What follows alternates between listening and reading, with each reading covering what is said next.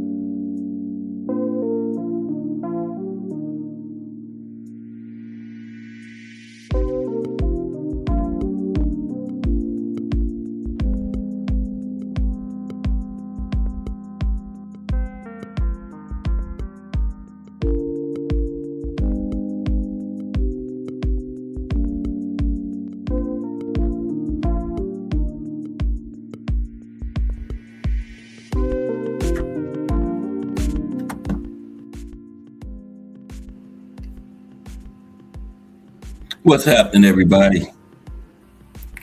Cat Sports again. Back for another afternoon with the family. You know what time it is. If it's Monday, Wednesday, Friday, 2 p.m., it's the all of that boxing history. Salute to Miss Cass. She's the wind beneath these sails. Salute to everyone, and welcome to another episode of Cass Sports, the Box Story. Today, a look at boxing sanctioning bodies. This is a show that's brought to you out of a member of the chat, video Sports TV, suggested a little explanation of how the sanctioning bodies work, the corruption, all that. Now this is how they're supposed to work, because they break their own rules on a regular basis. So what we talk about today is how they are supposed to work. Okay? So we're gonna take a stab at that today and look at the sanctioning bodies. But how's the family today? It's Wednesday. This is the Hump Day edition. We're gonna look at the four major sanctioning bodies: WBA, WBC, IBF, WBO, and the Ring Magazine. The Ring Magazine at one time was the real champion in the division, you know. But now, when Nate Fleischer was the editor, founder and editor of it, it was the real champion was the ring champion, because the ring champion didn't have any sanctioning fees or any kind of promoter bias attached to it. His name was a real champion, and he usually was a lineal champion. And we're going to talk about all that today, different types of champions, everything. All that today on Cash Sports, the Box Story, and bringing you all that boxing history. And if we get back to have time at the end, we're going to get back to our countries. We're going to look at Africa, the continent of Africa, the best boxers from Africa today. Got like 10 of them. Little history of boxing in Africa. That's coming up at the end, time permitting. But we're going to start out with our fight of today, as usual. Just a fight from the past. We're going to go way back today. Way, way back. So let's get ready to get into it. So without further ado, today's fight of the day.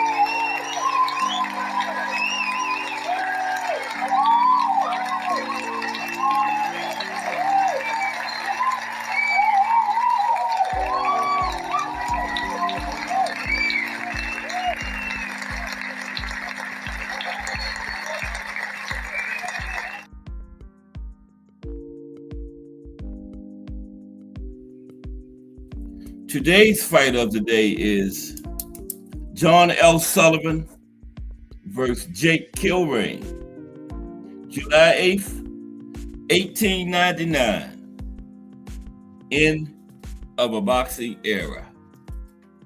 Okay, let's talk about it. End of a boxing era. The tale of Jake Kilrain versus John L. Sullivan. The final bare knuckle heavyweight title fight.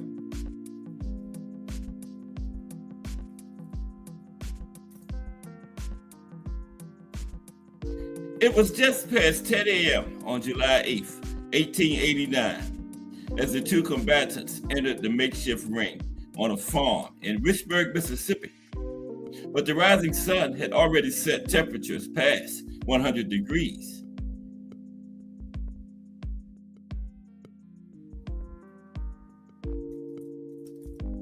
A crowd of nearly 3,000 had gathered in relative secret, traveling 100 miles on 3 trains from New Orleans under the cover of darkness the previous night.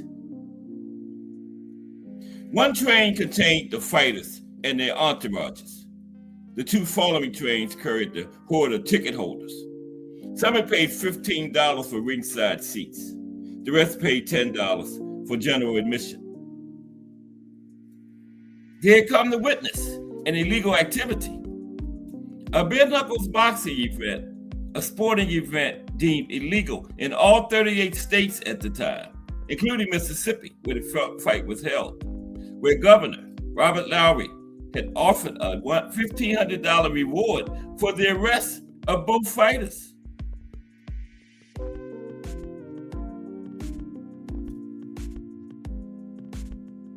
Hence, the need for secrecy. The ring had been erected the night before by a crew working under the light of torches. The fans who rode the trains through the night held tickets that had no exact location, only destination and return. No boxing event in American history had ever created so much excitement. Newspapers had carried stories about the 2 fighters for months, and no boxing event like it would ever be seen again. For on July 8th, 1889, John L. Sullivan faced Jake Kilrain for the world heavyweight title in what would be the last heavyweight championship held under London Prize Ring rules, or bare knuckles. More than a century later, boxing fans know Sullivan's name. John L. was America's first sports superstar. But Kilrain, the son of Irish immigrants, he who was born on Long Island and grew up in Somerville, Massachusetts. In the biggest fight of his career, Kilrain squared off against the mighty Sullivan for 75 rounds under a broiling Mississippi sun as boxing passed from one era to another.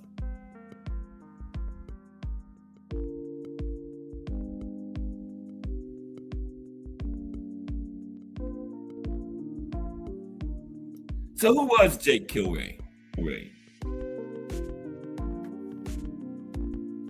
Crush, the legend, in the building. Salute, Crush. Fighter of the day, way back, July 8th, 1889, the final bare knuckle championship fight. Okay, let's continue.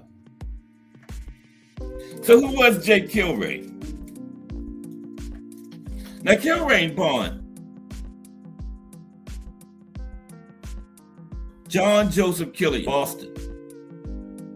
He fought his first pro fight at the age of 19. He had 10 wins, no losses, 3 draws when he fought Mike Cleary to a draw at Madison Square Garden, at which time he caught the eye of Richard K. Fox.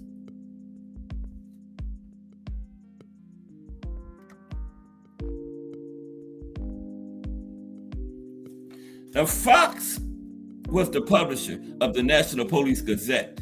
He had an affection for sports. The Gazette was one of the first newspapers in the United States to print a sports section. Fox had a long-standing feud with Ronald Sullivan that dated back to a restaurant incident in which Sullivan refused Fox's invitation to come to his table and instead demanded that Fox come to his table. So Fox took an interest in Kilrain, and in the Police Gazette had proclaimed Kilrain the new heavyweight hope. In 1887, Fox challenged Sullivan to fight Kilrain. The two sides negotiated the terms, and whether Sullivan actually agreed to the fight remains uncertain. But when Sullivan suddenly took on a fight with Paddy Cardiff, Fox was incensed. Fox claimed Kilrain was now the heavyweight champion due to Sullivan's forfeit. Fox commissioned the Police Gazette belt, which featured diamond-studded silver, and he awarded it to Kilrain. So in turn, Sullivan's financial backers gave John L. his own championship belt. Made with 14-karat gold, the belt included a 3-karat diamond and was encrusted with 256 diamonds. It was valued at $8,000, and this was in 1889. $8,000 was a good piece of money back then. So when Sullivan was presented with the belt, he said, "I wouldn't put Fox's belt around the neck of a dog." So the Sullivan-Kilrain fight seemed predestined, but it had yet to be finalized in 1887 when Sullivan set off on a European tour. The popular champion sparred in 50 exhibitions across England, Scotland, and Ireland against inferior opponents. He had won a bare-knuckle encounter with Englishman Charlie Mitchell. The fight, fought in a pouring rain, was declared a draw after 39 rounds. Yes, 39 rounds.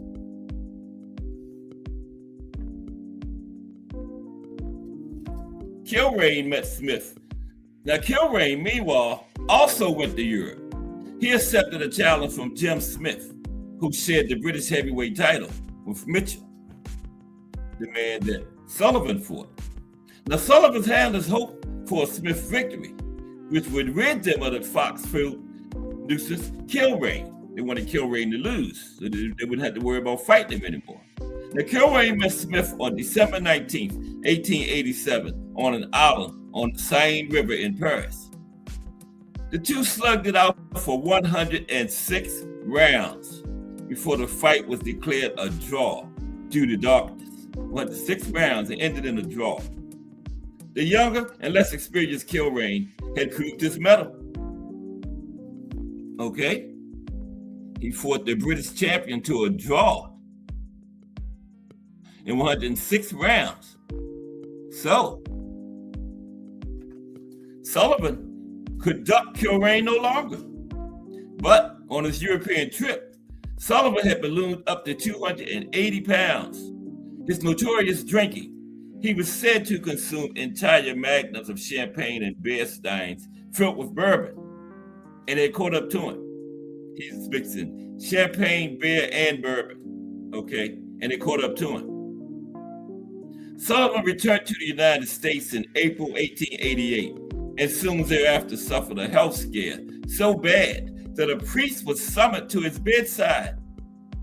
In his autobiography, Sullivan said he suffered from typhoid fever, gastric fever, inflammation of the bowels, heart trouble, and liver complaint. But in truth, Sullivan was suffering from kidney and liver collapse due to his heavy drinking. His weight plummeted to a sickly 160 pounds, but he recovered over the next 6 months. In early 1889, Sullivan finally accepted Fox's challenge to fight Kilrain.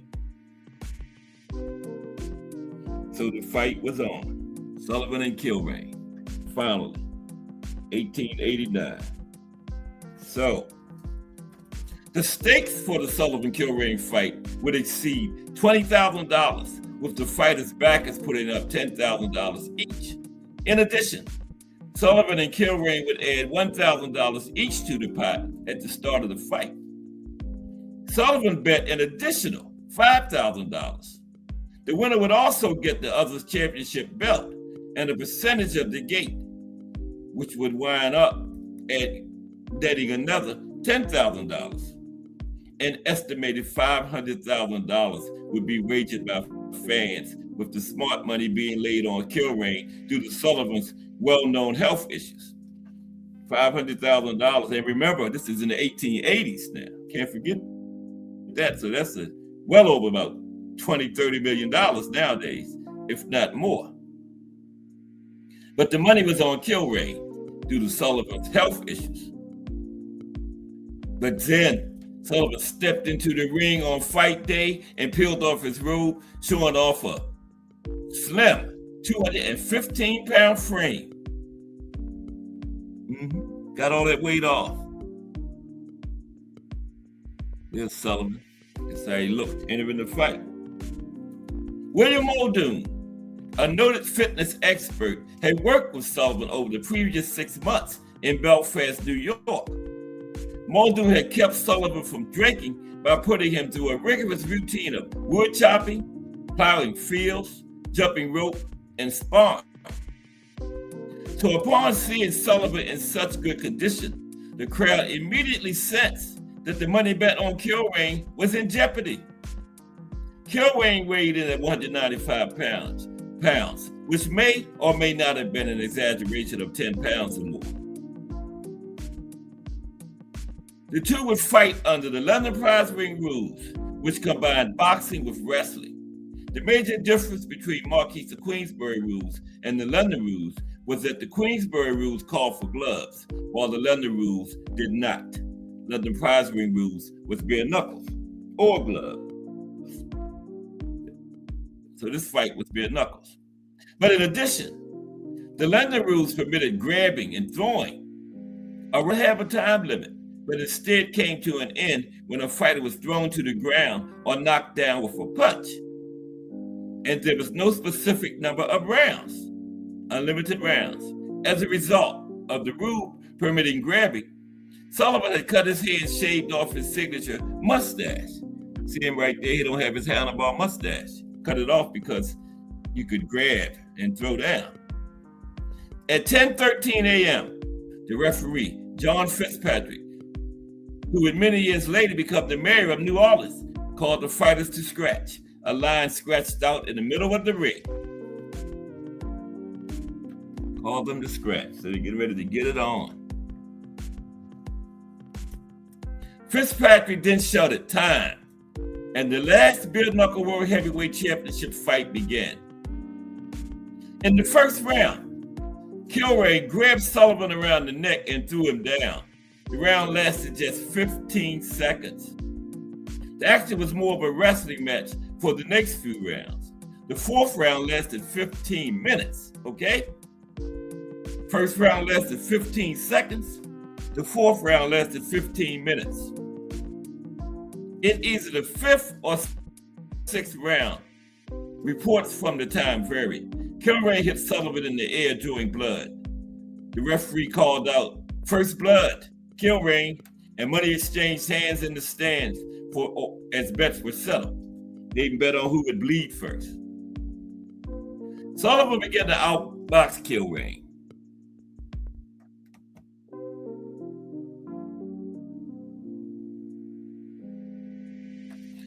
Sullivan began to outbox Kilrain, though, landing heavy blows. At the end of the 17th round, Kilrain's seconds had to carry him to his corner. The fighters wore high-top shoes with cleats to help them get traction in the dirt. Kilrain stepped on Sullivan's foot accidentally or otherwise, and at some point, blood could be seen seeping through the tops of Sullivan's shoes. The two had gone at each other for over an hour as they reached the 30th round. Their backs were now burned and blistered from the sun. The handlers treated them between rounds with water and tea. At some point, Sullivan's corner began mixing whiskey into the champion's tea to fortify him. In the 44th round, Sullivan vomited, probably from drinking whiskey in the broiling sun. Because remember, in the 44th round, they started mixing at some point in the fight, they started mixing whiskey, giving Sullivan whiskey in the corner. Now, Kilrain asked Sullivan after he vomited if he wanted to declare the fight a draw, which only served to anger Sullivan. Sullivan said, "Let's keep going."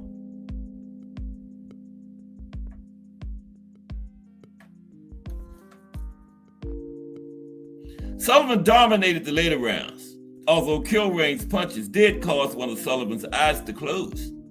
But Sullivan's attack wore Kilrain down. At the start of the 30th round, Kilrain's handlers had to lift him off his stool and point him toward the center of the ring. The rounds counted into the 70s. Kilrain was near exhaustion. A doctor at ringside told Kilrain's corner that their man could die if he continued fighting. And one of Kilrain's handlers, Mike Donovan, had already seen two men die in bare knuckles fights. So as Kilrain attempted to stagger back to the ring for the start of the 76th round, Donovan threw in the towel because he had already seen two men die. And the doctor said Kilrain was on the brink if he kept fighting. So Donovan threw the towel in. Although Kilrain protested, the fight ended after 2 hours, 16 minutes, and 25 seconds, and 75 rounds. The fight was over, and so was boxing's bare knuckle era. Now, both fighters ended up getting arrested, because remember, bare knuckles boxing was illegal at the time. Now, the fans and fighters eventually headed back to their trains, and the law was still looking for Sullivan, Kilrain, and their financial backers. Sullivan was arrested in Nashville, Tennessee, as he traveled back to New York. Kilrain was arrested in Baltimore, Maryland.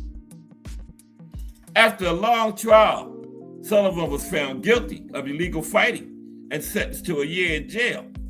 He appealed. The verdict was overturned, and he paid a $500 fine. Kilrain received a 2-month jail sentence, which he served on Charles Richards' farm where the fight had taken place. So not really a jail sentence. He served his 2 months right there in the farm of the man on the farm that had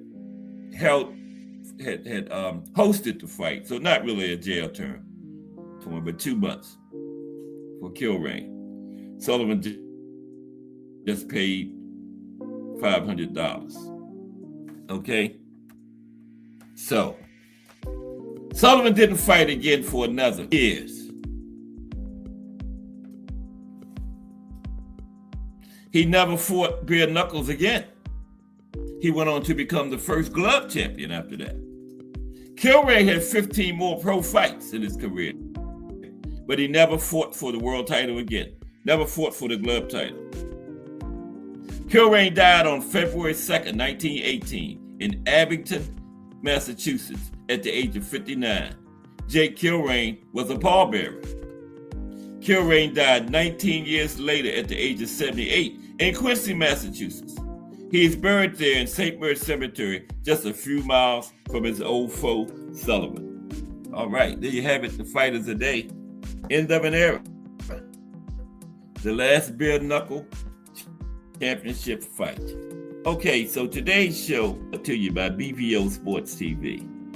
This Sanctioning Bodies Explained. Now this talk is going to be how the sanctioning bodies are supposed to work, because they break their own rules on a regular basis.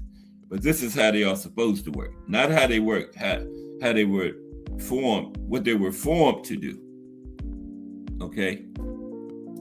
So, Sanctioning Bodies Explained. How's everybody this hump day Wednesday afternoon? Everybody's smashing the old like button for me. Mike Rim is in the building. Salute, Mike Rim. Sorry, I took so long to recognize you. That was kind of a long fight of the day. I didn't even take a look at the chat till I finished. But salute, Quest the Legend and Mike Rim.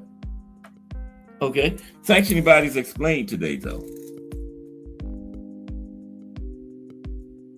And again, this will be how they're supposed to work, because y'all all know they break their own rules on a regular basis. These sanctioning bodies do. Mandatories, what are you supposed to have, like a year?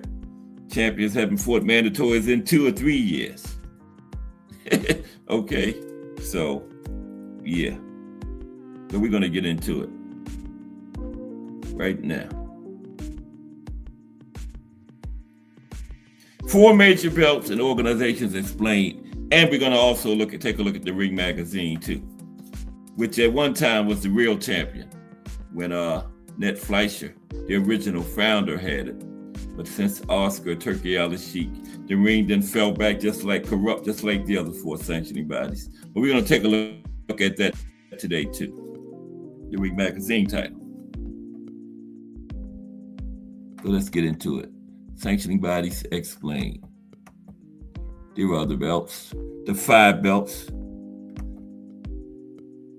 I don't know where this thing. Okay, there we go. From left to right, we got the green belt, the WBC.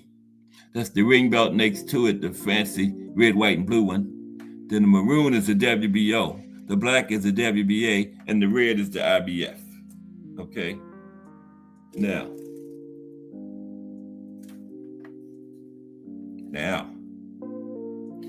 pro boxing is governed by 4 major sanctioning bodies that award world championship belts across multiple weight divisions. Okay, they are the World Boxing Association, WBA, World Boxing Council, WBC, International Boxing Federation, the IBF, and the World Boxing Organization, which is the WBO. Now, unlike team sports with a single governing league, boxing's championship structure is decentralized, which means a fighter can hold multiple world titles simultaneously, or none at all, despite being the best in the division, right? The best don't always have the belts. We know that. Today we're going to break down each of the 4 major organizations, explain how they rank fighters and sanction title fights, cover the difference between lineal, unified, and undisputed champions, and look at why the belt system matters to both fighters and fans. Okay? Now, understanding the belt system isn't just trivia. It's the difference between knowing who the real champion is and being misled by a title that doesn't tell the entire story. Now, whether you're new to boxing or looking to deepen your knowledge of the sport, this guide will give you a better picture of the sport, okay? We'll definitely give you a better picture of it. What we're going to discuss today. Or I hope so anyway. Now, the WBA, WBC, IBF, and WBO are the 4 major sanctioning bodies in pro boxing. Each organization independently maintains its own world rankings and awards championship belts across all 17 weight divisions.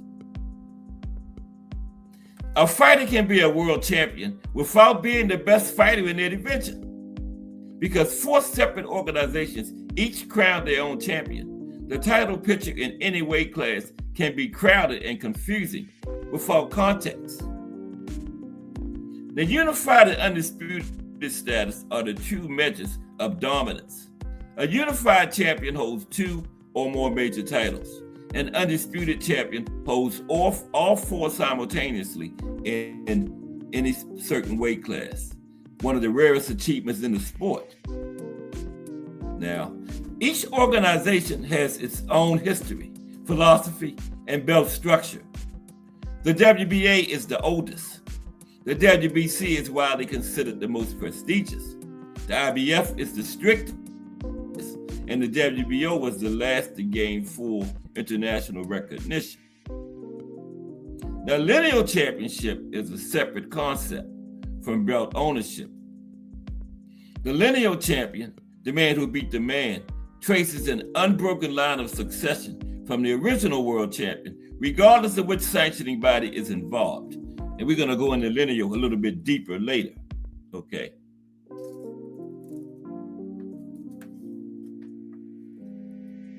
The belt system has been shaped by both progress and controversy. From safety reforms like reducing rounds from 15 to 12, to corruption scandals involving bribes and racketeering, the history of these organizations reflects the politics of pro sport at the most complex, professional sports at the most complex. And we're going to get into corruption a little bit later too. Let's look at a little bit of history of the sanctioning bodies first. Got to get a little bit of history in of the bodies. Okay, a little bit of history of them. Dre Finest in the building. What's up, Dre? How are you? Salute. We're looking at a little history of the sanctioning bodies. This show is brought to you by BBO Sports TV. He wanted a little explanation. I'm going to do my best. Now, Dre, like I was saying earlier, before, you probably wasn't in here yet, this is how they supposed to work, because everybody knows these sanctioning bodies break their own rules on a regular basis. So what I'm explaining is how they supposed to work. Okay, not how they work. This is what they were formed to do, but they break their own rules regularly. But a little history of them first, of the sanctioning bodies. Now, championship boxing dates as far back as the second half of the 19th century, when John L. Sullivan became the first man to be called the world champion. One of them is John L. I can't tell which one. I think that might be John L. on the left. Okay, official first boxing world champion. The first officially sanctioned boxing world title went to the legendary Jack Dempsey. He was the first sanctioned champion when he defeated George Carpenter in 1921. The National Boxing Association, or the NBA, organized the fight, which was the first sanctioned world title fight in pro boxing. Now, John L. Sullivan was the first champion, but it wasn't any sanctioning bodies then. Jack Dempsey was the first champion under a sanctioning body, the NBA. Now, the NBA was the National Boxing Federation in the United States at the time, but the organization eventually changed its name to the World Boxing Association, the WBA, in 1962, and became one of the 4 major sanctioning bodies governing the sport today. Now, before the NBA was founded, a magazine called the Police Gazette maintained the list of world champions.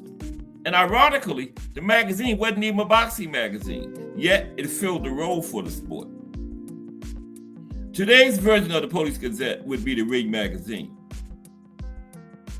The Police Gazette was the first magazine or newspaper that actually, in the United States, that actually printed a sports section. Okay? Now, the WBA's first rival emerged a year after the NBA was rebranded to the WBA. The World Boxing Council, or the WBC, was founded in Mexico City in 1963 to create a unified regulatory system for international pro boxing fights.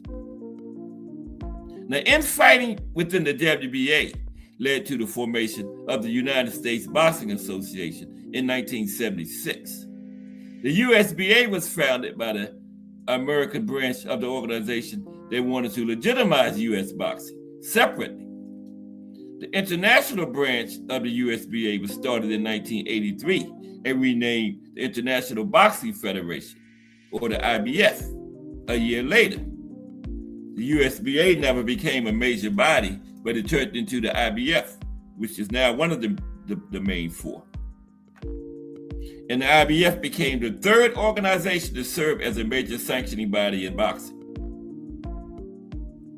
The fourth significant sanctioning body in boxing is the World Boxing Organization, WBO, which was founded in 1988 in Puerto Rico. It took a while for the WBO to get international recognition. The Japanese Boxing Commission helped to legitimize the organization in 2012.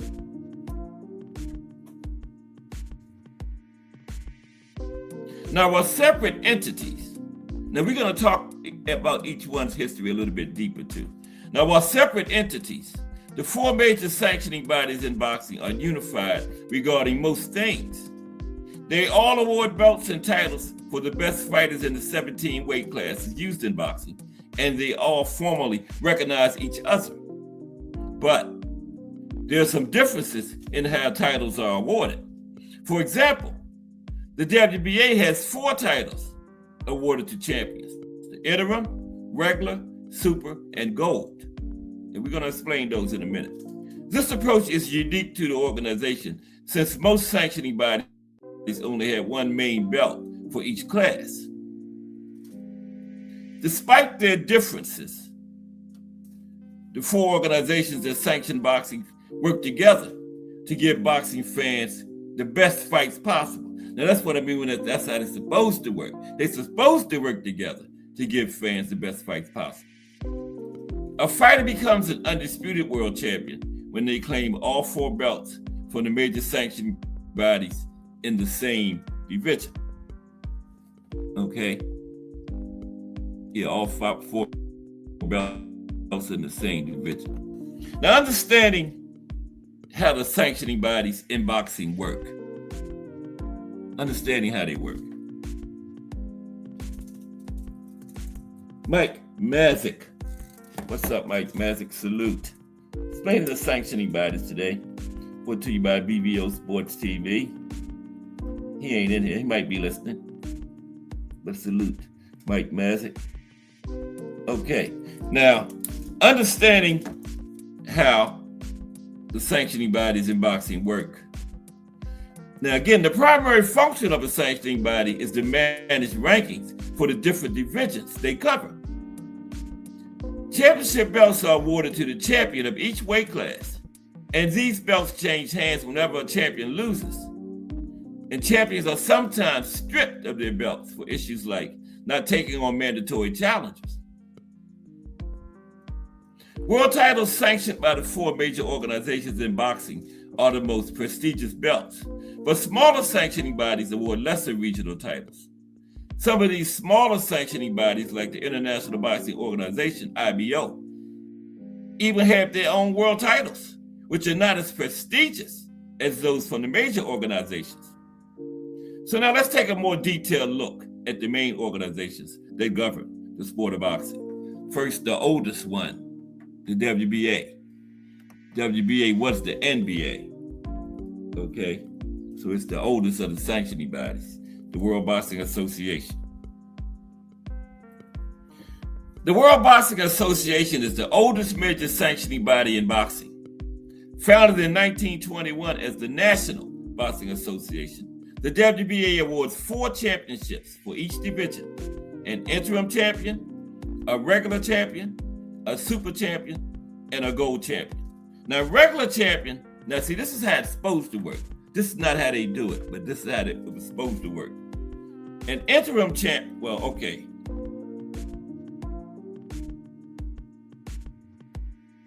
Yeah, they got 4 champions. Okay, here we go. A regular champion becomes a WBA super champion when they capture a WBO, WBC, or IBF title. They're awarded the super title while the regular title is vacated for two contenders to fight for.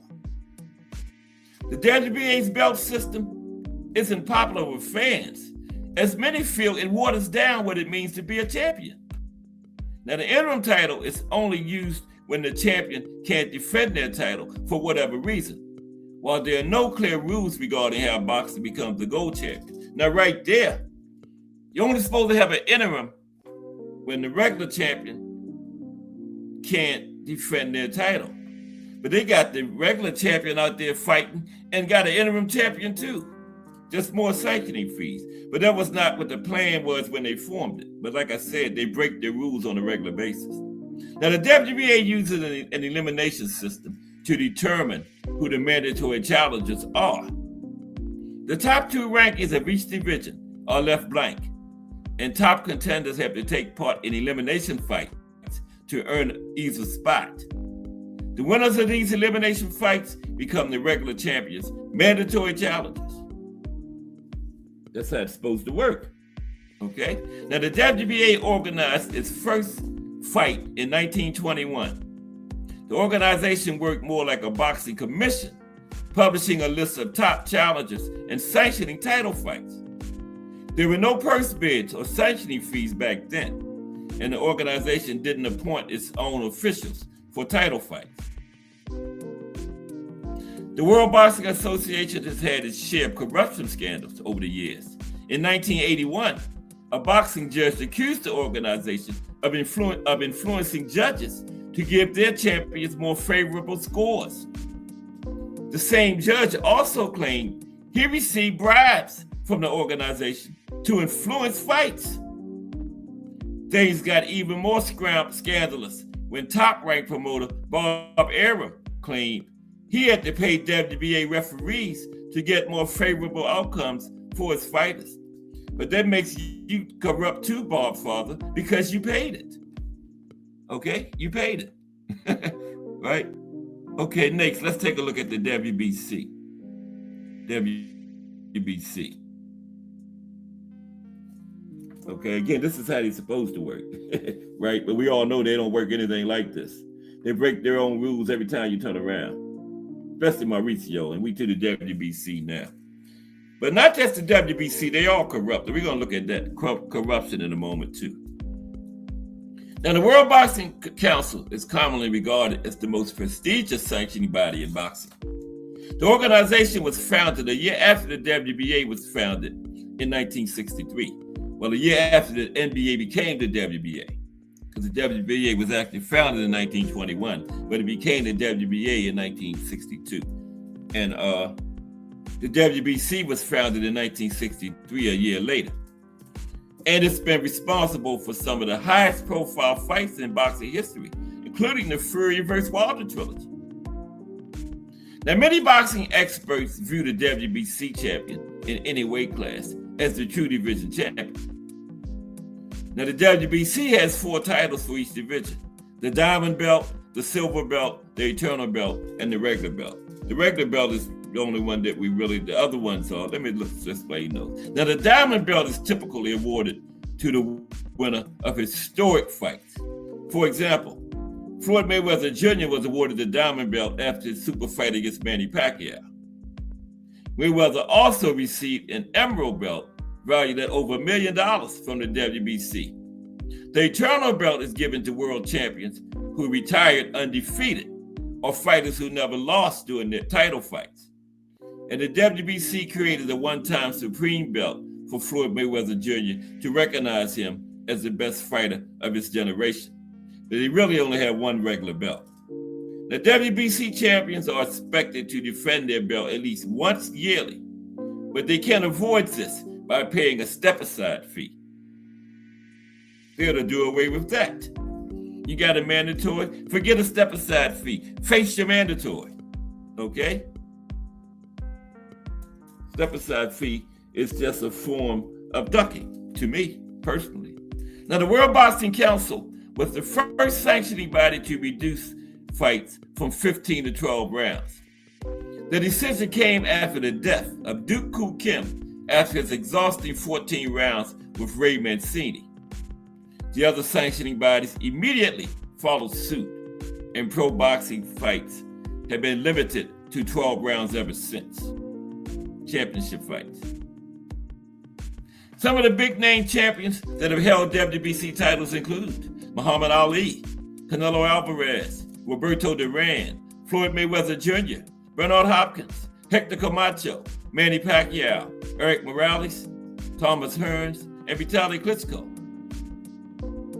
Like the other sanctioning bodies, the WBC has had its share of controversies. Now, this one was ridiculous. Some of y'all probably remember this. Like when Roy Jones Jr. relinquished his belt and later changed his mind. This was after Graziano Riccigiani had already fought for and won the belt after Jones relinquished it. Yet, the WBC broke many of its own rules to reinstate Jones as a champion simply because he was the more prominent name, right? Nasty work right there. Now, Graziano eventually sued the WBC over their decision to reinstate Jones, and the judge awarded him $30 million, more than he made for any fight in his entire career. So Graziano made up, but that was nasty work. Roy vacated the belt, so Graziano won it. Roy changed his mind, won his belt back, and the WBC going to strip Graziano and give it back to Roy simply because he was the biggest name. Nasty work right there, man. The World Boxing Organization, let's take a look at them. That was ridiculous. Anybody remember that? That was crazy. WBO, World Boxing Organization now. We're looking at the sanctioning bodies. Brought to you by BVO Sports TV today. Okay, the WBO, World Boxing Organization. Oh, wait a minute. IBF was third. I want to stay in order. WBO is the youngest one. Let's go to the IBF. That was next. That came into existence next. IBF. Okay, International Boxing Federation was the third sanctioning body. Okay, the International Boxing Federation, or the IBF, is the second youngest organization. Founded in 1977, it started as a regional sanctioning body that worked with the United States Boxing Association, or the USBA, but it eventually gained significance, recognition officially in 1983. Like the WBA, the IBF uses an elimination fight system to determine the number one and number two contenders in each division. A fighter who wins the top or second spot automatically becomes a mandatory challenger for the champion. Supposed to anyway. Supposed to. Like I said, this is how they're supposed to work. Right? Y'all know they don't work nothing like this. They break their own rules every time you turn around. Now, the IBF quickly earned recognition as one of the top sanctioning bodies in boxing, but its reputation took a massive hit in 1999 when its founder, Robert W. Lee, was accused of taking bribes, racketeering, money laundering, and tax evasion. And the Bob father testified in that one too. Was in the middle of that.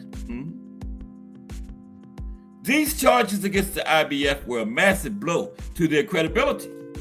Some even fear their recognition as a major sanctioning body was bought, not earned. One positive thing about the International Boxing Federation is that they only have one belt for their divisions. They are also the only major sanctioning body that strips champions who refuse to defend their belts. Yeah, the IBF, they do some stripping. Got to give them the credit for that. They will strip you. World Boxing Organization is the youngest of the sanctioning bodies. Let's take a look at them. And we're going to look at the Ring magazine today too. Okay. Now, the World Boxing Organization, or the WBO, is the youngest of the four major sanctioning bodies. It was founded in 1988 and wasn't recognized as a significant title until 2004, 16 years later, when the WBC gave the organization its stamp of approval, and then the WBA and IBF quickly again followed suit. As is the case with the WBC, WBO champions are expected to defend their belts at least once per year.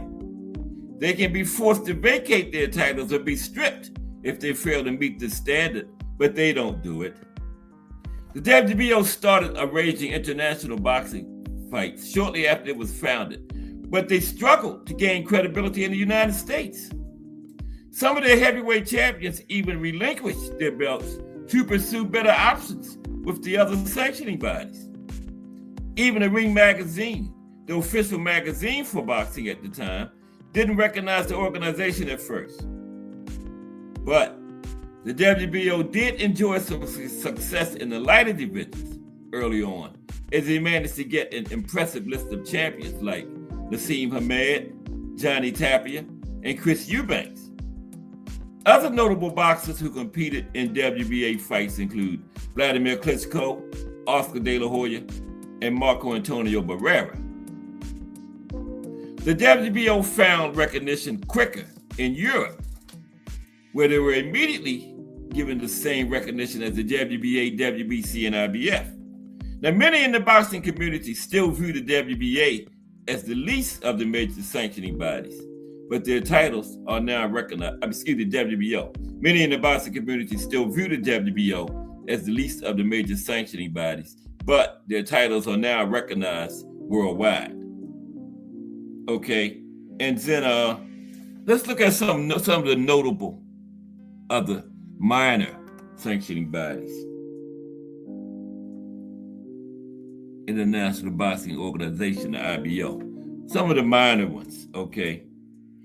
Some of the smaller sanctioning bodies in boxing include the International Women's Boxing Federation, the IWBF. No affiliation with the IBF, just a similar name. The American Boxing Organization, the ABO, the World Boxing Society, the WBS, Japan Pro Boxing Association, the JPBA, and the International Boxing Union, the IBU. Now, let's look at the different types of champions. Undisputed, interim, all that. Different types of champions. There's an undisputed champion right there in 3 weight classes. Only one of 2. Terrence Crawford. Now, with 4 major sanctioning bodies regulating boxing, figuring out who the real champion of any given division can be complicated. So a champion ranking system was developed to separate the best of the best from everyone else. Now, some of the different titles used to describe champions based on their accomplishments inside the ring include, let's look at lineal champion first, okay? Lineal champion. What is a lineal champion? Let's take a look at that. The man that beat the man. Lineal.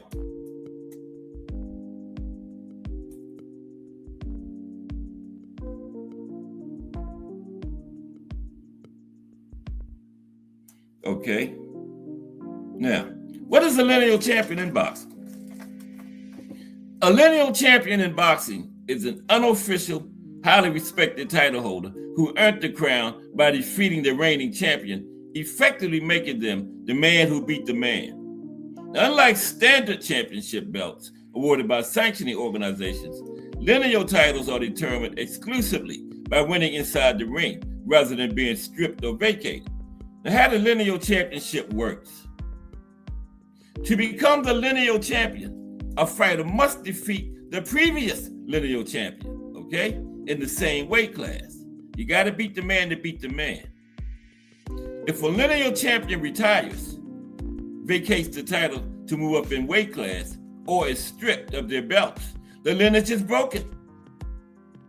To establish a new lineal champion, consensus number 1 and number 2 contenders in the division must fight each other. Lineal championships cannot be handed out or won by a walkover or disqualification. They only change hands on a fighter's record by an in-fight victory. Okay? Only way you can be lineal, you got to win it in the ring. The fighter with an unbroken historical lineage of dethroning the previous divisional king is the lineal champion. Now, why the title matters? Because boxing features many overlapping governing bodies.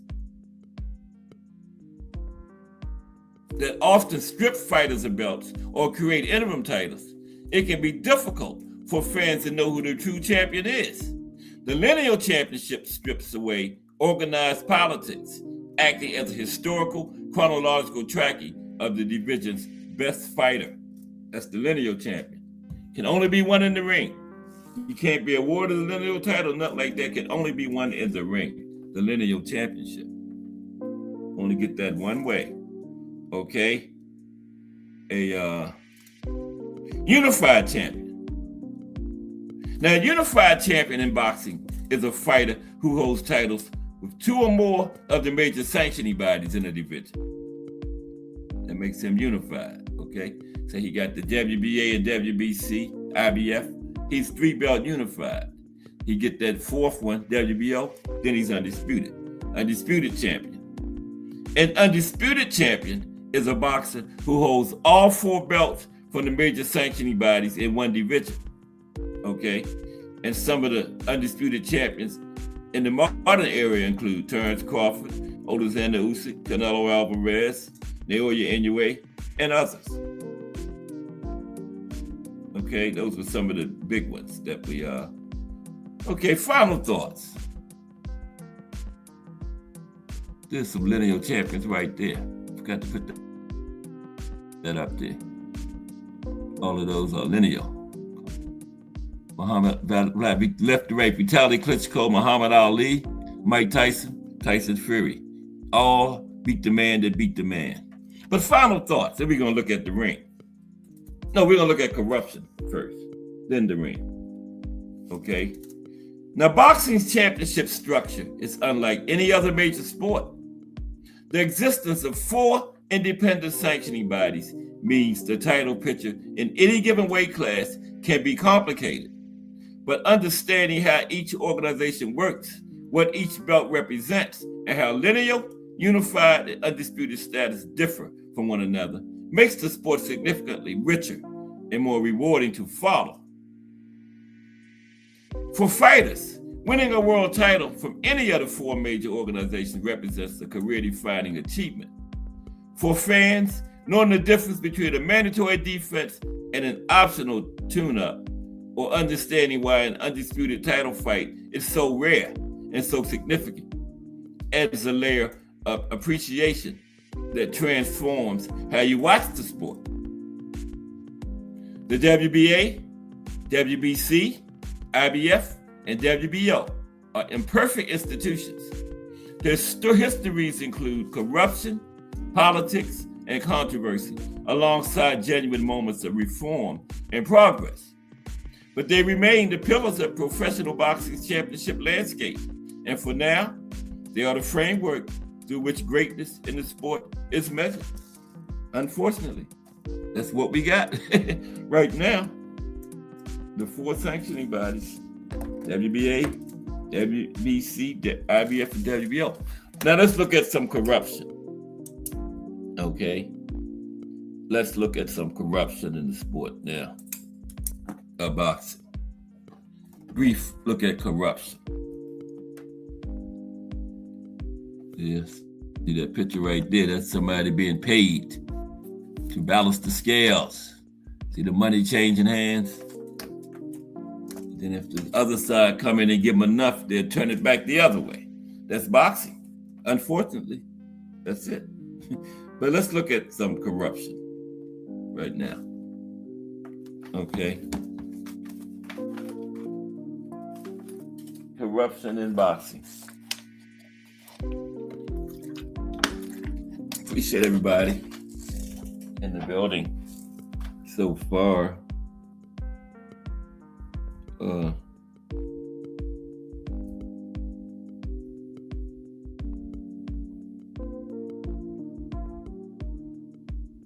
Oh, the franchise belt, Dre. Okay, yeah.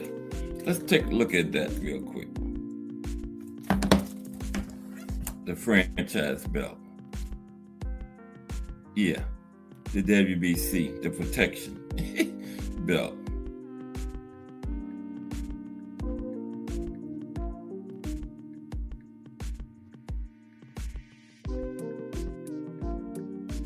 Let me see.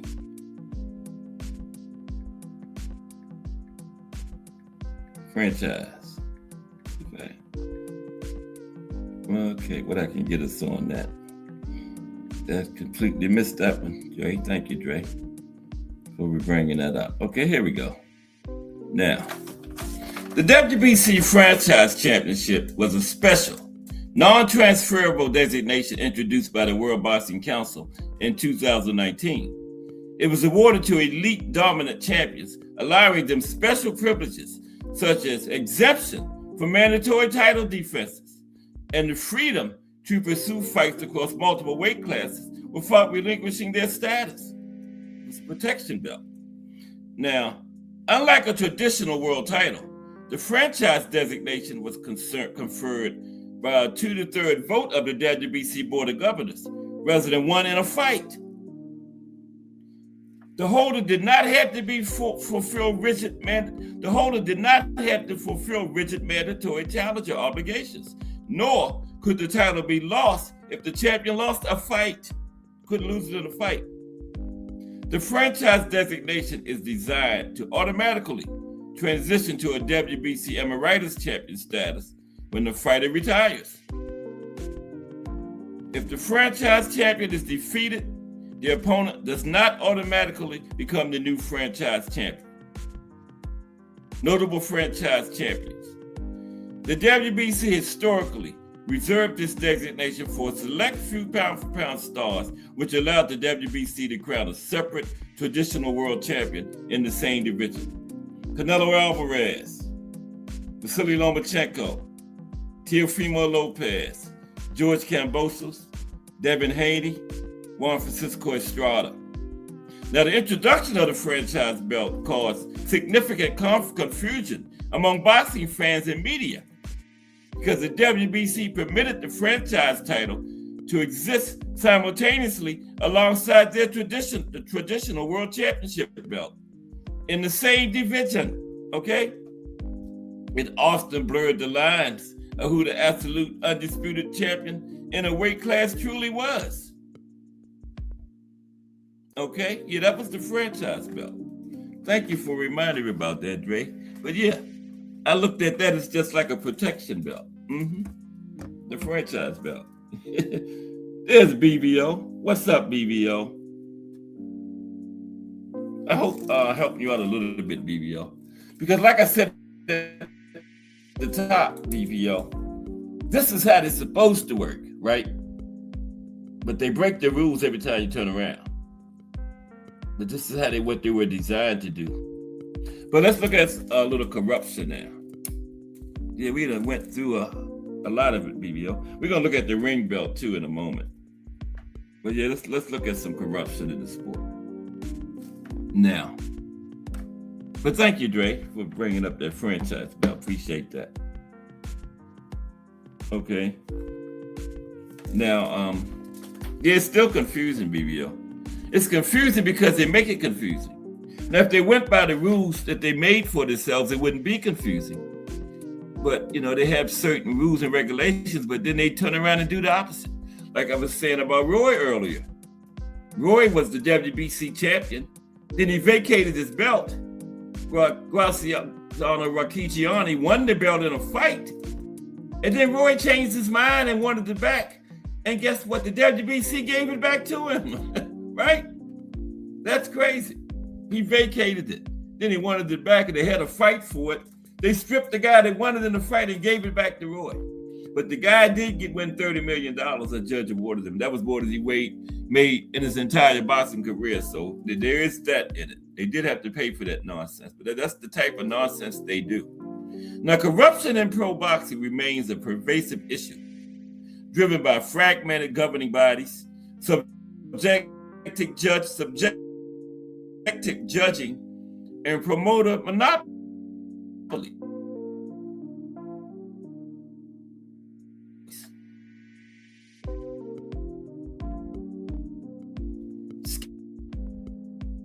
Scandals ranging from manipulated scoring opens the door for dubious scorecards and controversial decisions.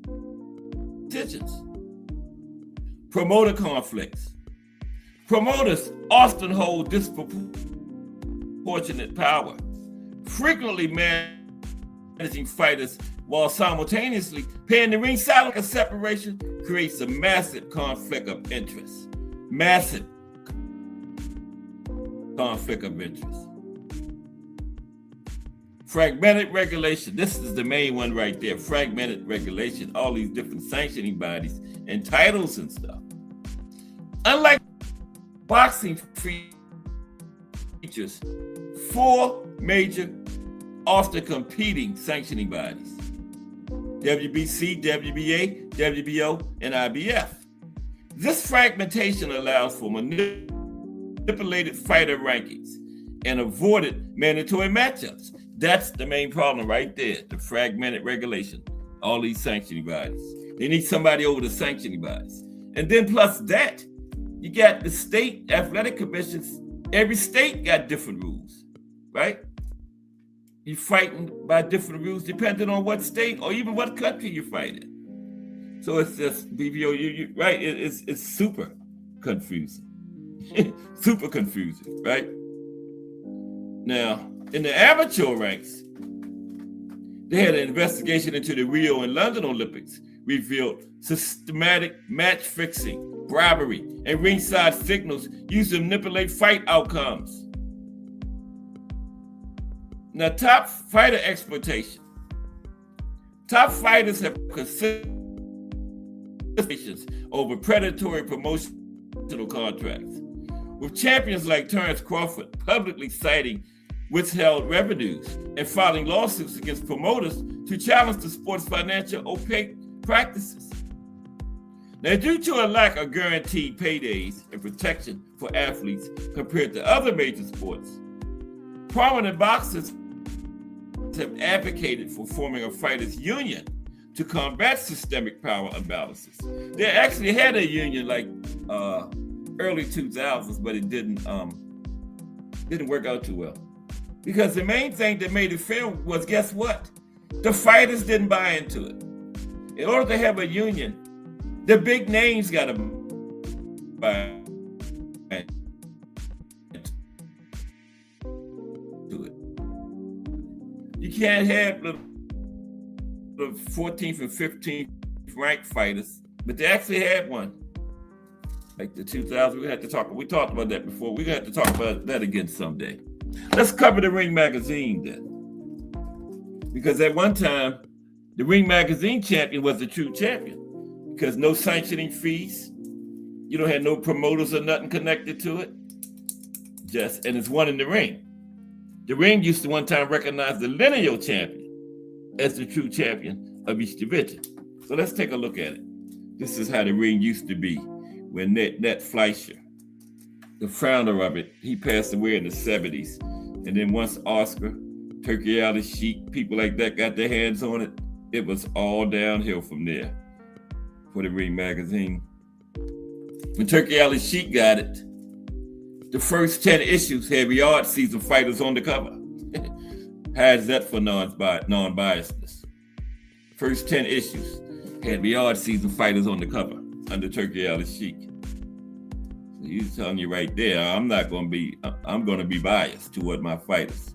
Rankings and everything. The Ring got the worst rankings of all time. Ring Magazine rankings. Just ridiculous. You still got Canelo in the top 5. Okay. Let's talk about the ring then. The Bible of Boxing, the history of the Ring Magazine. There's their belt right there.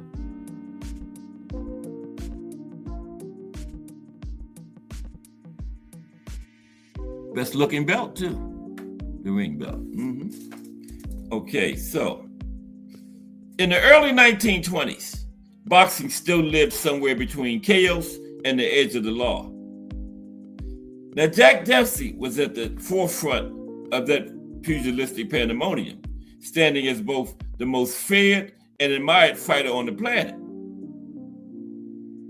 The Manasseh Mauler wasn't just the heavyweight champion in his era, okay? He was boxing itself, a symbol of violence and authority, but a celebrity too, at a time when champions were made as much by reputation as their results. There is the Manasseh Mauler. Shout out to Mauler. Jack Dempsey. He was the first official world champion, too, in 1921, recognized by a sanctioning body, NBA. Jack Dempsey. Okay, let's continue. Now, when the Ring magazine later recognized Dempsey as its first ever heavyweight champion in their founding year of 1922, it wasn't crowning him. It was validating what the world already knew. He was the man. Yes, he was. Now, that moment set the tone for everything that followed, as the Ring never existed to create champions. It existed to recognize truth. More than a century after founder Ned Fleischer set out to bring order to the chaos of boxing, the Ring remains the constant voice in the sport, constantly trying to reinvent itself. Now, Ned Fleischer's mission when he first started this thing. Yeah, it is, BBO. Trash. Yes, it is. This is Ned Fleischer. What he had, the Ring was the Bible. It's not the Bible of boxing anymore. Definitely not that. But this is when it was the Bible of boxing. Ned Fleischer was the founder. This is his mission. Okay, there is Ned Fleischer and Joe Louis, former holder of the ring belt, right there. Yeah, that's Ned and Joe Louis. See him with the ring belt on? That's Ned Fleischer, the founder. Now, Ned Fleischer's mission. The Ring was founded in 1922 by Fleischer, a boxing writer and historian who believed the sport needed something it lacked desperately: credibility. Okay? Ned said it lacked credibility desperately, and it needed it. At the time, champions were disputed, records were inconsistent, and titles were often shaped by influence rather than achievement. Sound familiar? That sounds like what's going on now. Now, Ned Fleischer wasn't interested in selling fights when he started the Ring magazine. He wanted to document them honestly and respectfully. Okay?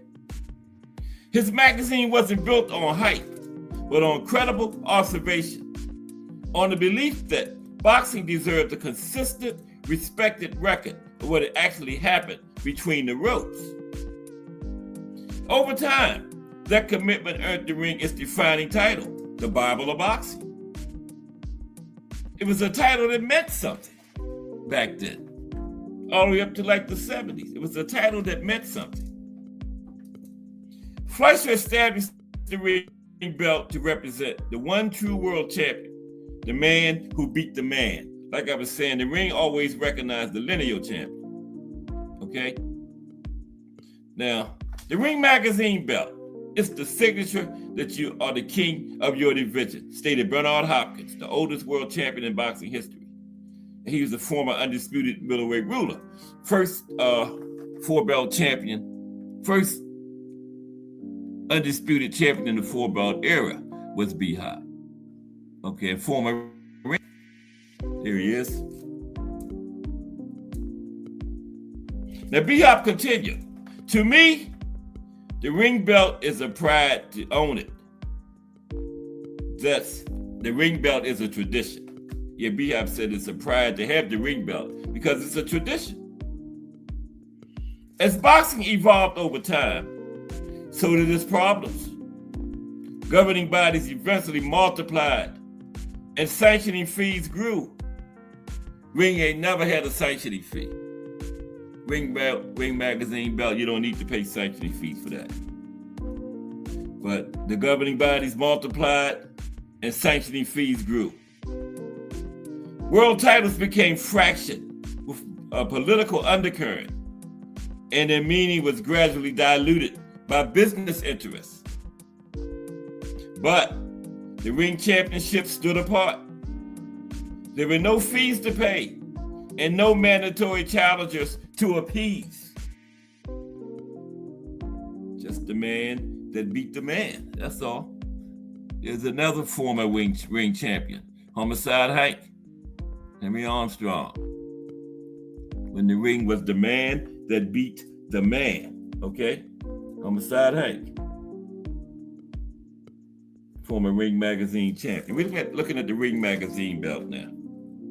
Today's show is brought to you by BVO Sports TV, though. Wanted a little talk about the sanctioning bodies, and I covered how they're supposed to work. But like BVO said, they're very confusing because they break their own rules every day. Now, there are no shortcuts to the pinnacle of recognition for the ring belt. To hold a coveted ring title, a fighter had to prove beyond any reasonable doubt that they were the best in their division. Okay, you weren't awarded it, you had to earn it. And that standard made the ring belt sacred. From Jack Dempsey to Joe Louis, Sugar Ray Robinson to Muhammad Ali, Sugar Ray Leonard, Marvelous Marvin Hagler, Mike Tyson, and beyond. The ring didn't follow boxing history, it helped to define it. Now, boxing shared language. Now, boxing has never belonged to just one single culture or country. It lives differently in diverse locations. In Mexico, it's fought with pressure and pride. In Japan, there's discipline and respect. In the UK, there's tradition and grit. In America, technique and tactics are prominent, with scale and spectacle being important overall. Another legendary Ring Magazine champion, The Rock, Rocky Marciano. I don't know why this music keeps skipping like that. Azim Shabazz in the building. What's up, Azim? How are you? Talking about sanctioning bodies. Talking about the Ring Magazine right now, Azim. But like BVO said, the ring is trash now too. But this is how it used to be when it was the Bible of boxing. When Turkey Ali Sheik passed away in the 70s, the Ring Magazine belt passed away right along with it. But there's different cities, different languages, different gyms, but the work is the same. Sacrifices no crowd ever sees. And that truth doesn't change with geography. For any fight,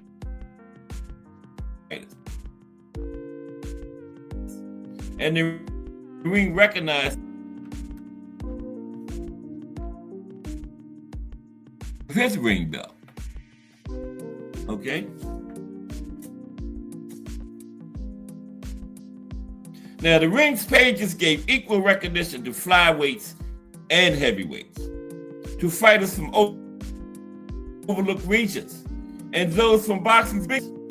The work was done and success earned. It was recorded with passion within the ring's pages.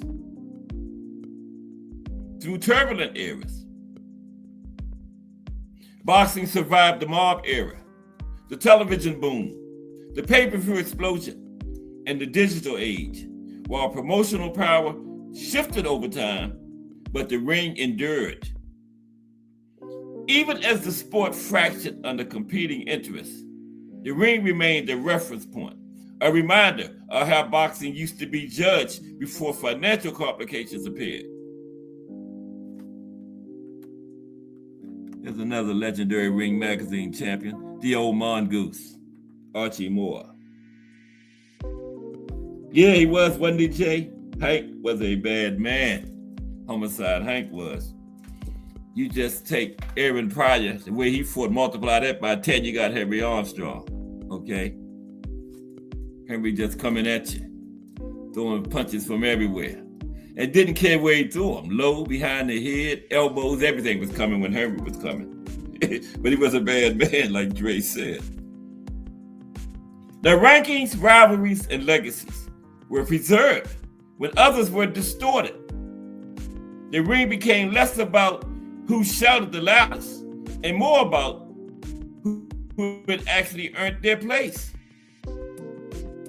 In an age of instant opinion and manufactured narratives, The ring strived to represent something fighters understood instinctively, earned respect. Okay? There's Canelo with his ring belt.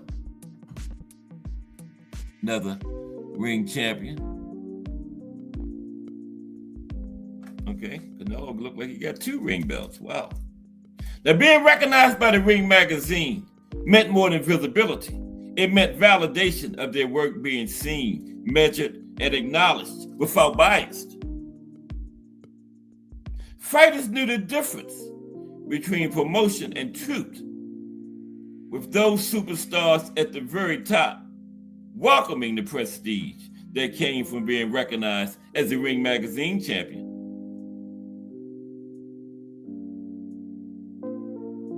Boxing may have lived in different settings, but the Ring magazine ran on the same principles of discipline, sacrifice, and consistency everywhere.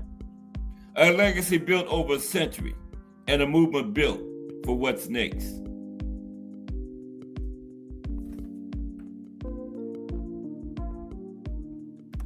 And there's the great Sugar Ray, also a former Ring magazine champion.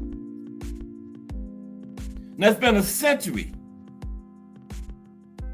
and a permanent reminder that the truth of boxing is earned in the work, and that truth looks the same worldwide. In a sport regularly looking to revitalize with passing generations, the Ring magazine was loyal to the core principles it recognized in Jack Dempsey over a century ago.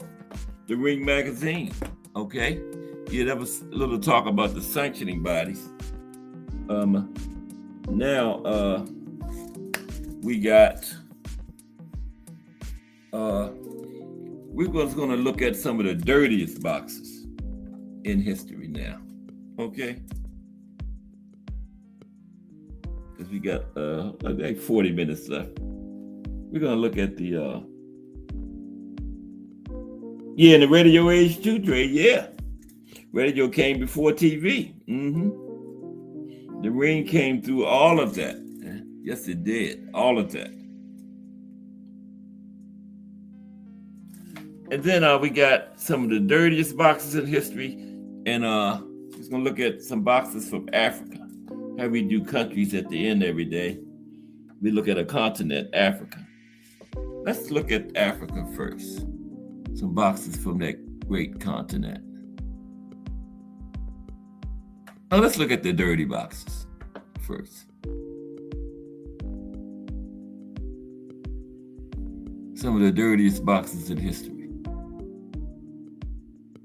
Now, I think that's Fritzy Zivik right there. He's number 1. On the right, yeah.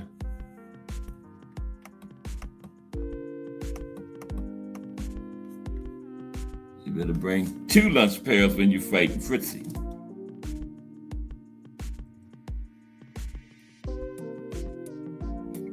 You made Roberto Duran look like a choir boy. Fritzy Zivik did. But let's take a look. Some of the dirtiest champions in boxing history. Hope y'all enjoyed the sanctioning body. I hope it helped you out a little, BBO, but it's still confusing because they make it confusing. Now, if they did everything the way they made their rules and everything, it would be okay, but they don't.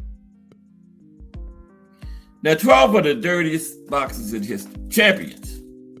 A comprehensive roster of boxers who dabbled in the darker arts of ringcraft would rival a catalog of the soldiers who ringed the walls of Troy, or a list of the strippers financially aided by the money team.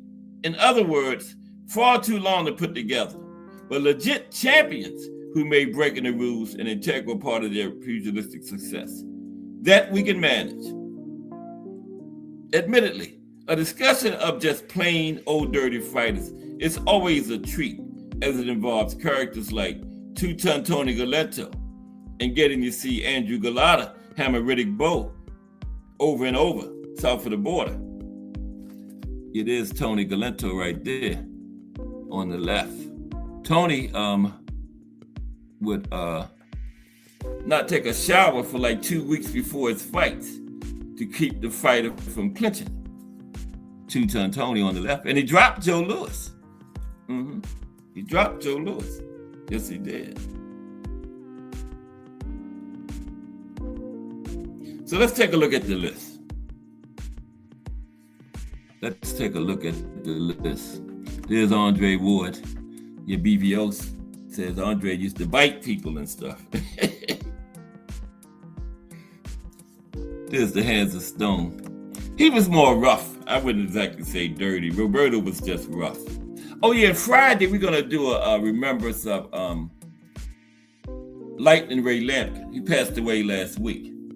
Yeah, his most famous fight was with Roberto in the 70s. I think that might be him and Lightning Ray right there. Yeah, and yeah, we're gonna talk about him Friday. Lightning Ray Lampkin, a little remembrance of him. He passed away last week. Yeah, and he was the one where Roberto, he went to the hospital after Roberto beat him. And Roberto said, I put him in the hospital this time, next time I'm gonna put him in the morgue. That was just Duran being Duran, because he didn't really mean that. Because guess what? He went to the hospital and visited the man after the fight. So that was just Duran being Duran, running his mouth. You know, trying to keep up that persona of being rough. Because he went to the hospital and visited the man. He was going to put him in the morgue. He wouldn't have went to visit him, right? But let's look at some of the most dirtiest fighters of all time. Now, champions. Floyd Mayweather Jr. Look at that. Forearm shiver. You should have did that on Big Show when he fought in the WWE. Okay. Now, an inclusion of the Earthwall Pretty Boy on this list may surprise some, but the fact is, Floyd owes much of his success to his excellent infighting technique, which involved the illegal use of his elbows and forearms. In fact, his skills in this particular department were so adept that he rarely received warnings and was never, ever subject to a point deduction.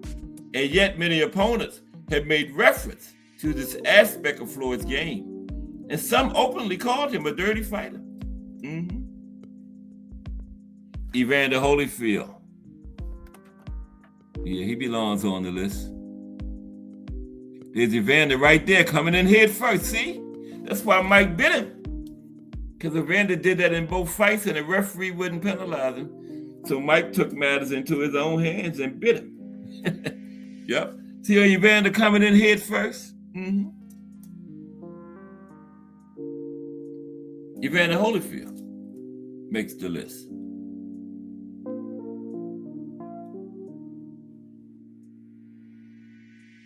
Yeah, him and Gene Fullmer tied. Now these champions are paired together, Holyfield and Gene Fullmer, because both deserve to be on the list for the same reason. Their unique talent for utilizing their cranium as a third fist. Both Fullmer and Holyfield were rough and ready warriors who preferred slugging it out and getting as physical as possible. This meant their heads regularly collided with their opponent's skulls or faces, but in such a way that the contact, if it were noticed, looked accidental. Call it jaded, but we just don't believe this was always the case. You see him coming in head first, and look at his eyes looking. He's looking exactly where Mike's nose is so he can guide that head to it. Yeah, Evander. That's why Mike bit him. Ed Wolgast. Looking at some dirty fighters now. Ed Wolgast. No list of dirty fighters, let alone champions, is complete without the Michigan Wildcat, who was famed for his inability to resist burying his fists in his opponent's nether regions or south of the border. An adversary's groin may as well have had a target pinned on it. Such was Wolgast's enthusiasm for going to town on the old south of the border region. This qualified at least 4 times, including a defeat to Willie Ritchie in 1912, which cost him his world lightweight title. Wolgast was known far and wide as one of the sport's dirtiest practitioners. B-Hop, Mixon, Bernard Hopkins, the executioner, and later became the alien. In fact, he could have been called the low blow hit butt holding hit play acting jetty master. And that would have been as apt as Hopkins was a latter-day wizard at mixing foul and borderline foul practice into his techniques. He openly discussed the importance of manipulating referees and how by employing dirty tactics and getting away with it, he gained a psychological advantage over his opponent. Few of his opponents did not complain about Bernard's penchant for employing the darker arts of ringcraft, and there's no doubt it played a significant role in some of his most notable performances. But he rarely suffered a point deduction and was never disqualified. B-Hop was good at it. He was good at hiding his low blows and headbutts and stuff. Eusebio Pedraza. That's Eusebio Pedraza. That's him on the left. Now, an aspiring dirty fighter can learn so much by studying Pedraza's 1982 title defense against Juan Laporte. In terms of flagrant and frequent fouling, it was a masterclass. Kidney punches, hitting on the break, low blows, elbows, holding and hitting, punching after the bell. Pedraza could do it all. And often he did. But despite receiving numerous warnings and point deductions, he still managed to rack up 19 straight title defenses of his world featherweight title. Eusebio Pedraza. That's him and Juan Laporte right there. Sandy Sadler. Him and Willie Pep. Fourth fight is known as the dirtiest fight ever. Okay? They went to the mat numerous times, and one time they took the referee to the mat with them. There are generally two types of dirty fighters. Those who cop to the charge, and those who are indignant in the face of the accusation. Count Sandy Sadler among the latter. For him, being called dirty was unfair and insulting, and he refused to accept it, which is comical, given what everyone saw him do in various fights. But this had much to do with Sadler's particular approach to indulging in dirty pool, which essentially boiled down to, he started it. That's what Sandy said. He did it first. Sadler could and did compete within the statutes of the ring. But the second an opponent did anything, real or imagined, which he regarded as not kosher, the entire rule book went out the window. This happened on a regular basis, and thus Sadler became a certified expert at butting, heeling, elbowing, gouging, lacing the eyes, or simply grabbing an opponent in a headlock and throwing the poor guy to the floor. His clashes with Willie Pep, who is regarded as a tricky but not dirty pugilist, are among the filthiest title fights in boxing history. Yeah, the fourth one is called the dirtiest fight in boxing history between Willie Pep and Sandy Sadler. Battling Nelson.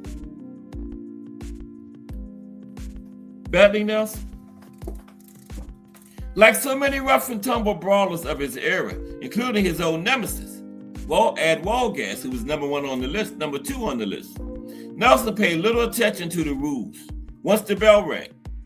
Okay? Reckless and vicious, he rushed forward, ripping into his opponent, smashing away with everything he had, and using whatever tactics might help him get the job done. Elbows to the face and hand punches to the south of the border again was standard practice for Nelson.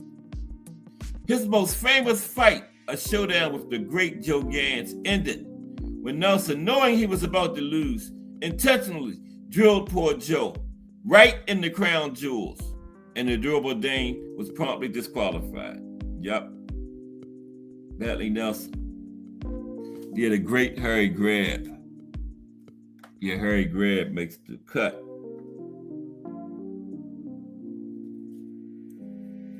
Probably the best middleweight of all time, but he was dirty. Yeah.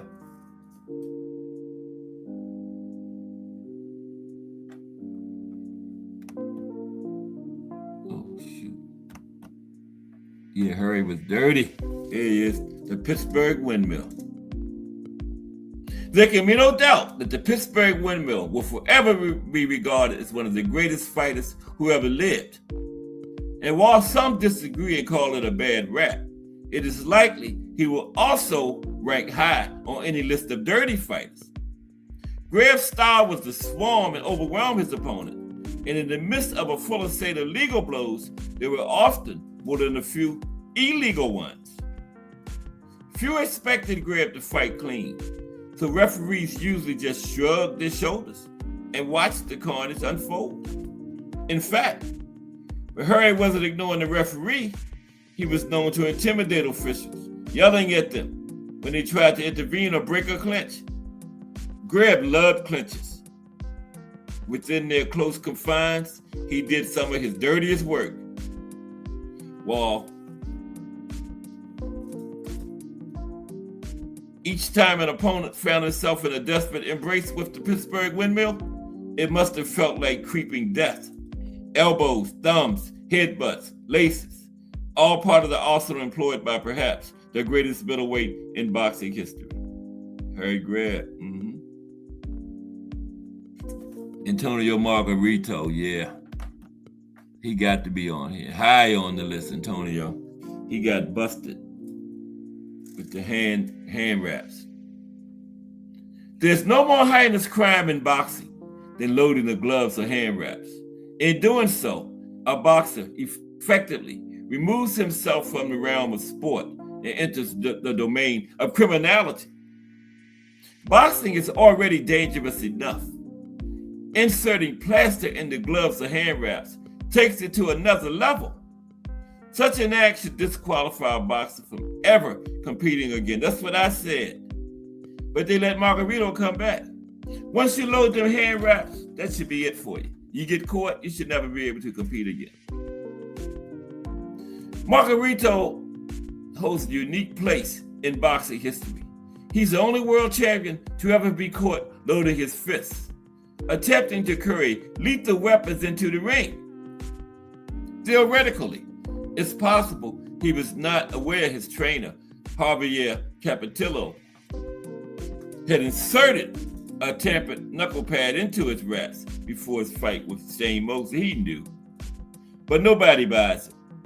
And theoretically, it's possible that this never took place before, that one would have found only tape, gauze, and fists inside his boxing gloves in all his previous fights. But it's difficult to believe that. And it leaves Margarito, and we will not give him the benefit of the doubt. How many fights before he got caught was dirty? Okay?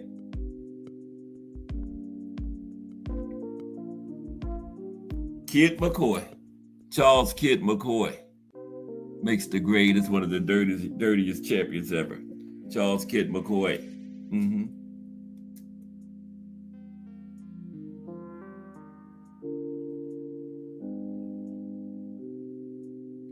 Though few knew it, during his reign as the world middleweight champion, his real name was Norman Selby. What everyone did know was that McCoy was one of the dirtiest and trickiest competitors in the game, not to mention one of the wiliest and most creative.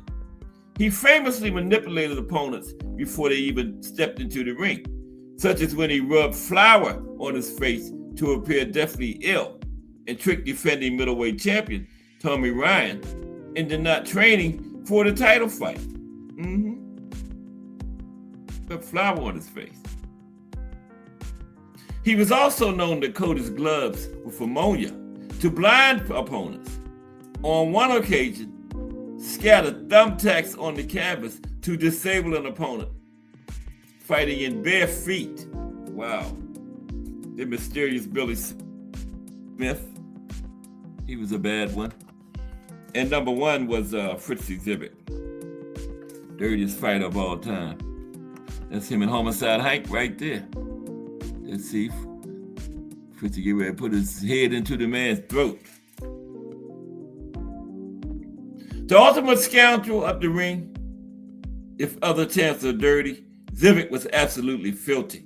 Resilient, clever, and hard to hit. Fritzy lacked power and declared to make up for it with an unequal skill for headbutting, gouging, lacing, elbowing, kneeing, choking, and any other wicked act he could think of. Competing in the 1930s and 40s, a time when jaded referees were known to regularly turn a blind eye to such tactics, he both got away with and prospered from his talent for violating the rules. And while reviled, he was also revered as a true master of his particular brand of pugilism. Fritzy Zivit, dirtiest fighter ever. Let's look at some of these fighters from the continent of Africa now. Okay, got a couple of them. I wanted to take a look at them to close things down. We sometimes look at a little history of countries. We're not going to, I had a little history written up, but we're not going to do the history. We're going to go straight to some of the fighters from not a country today, the continent of Africa.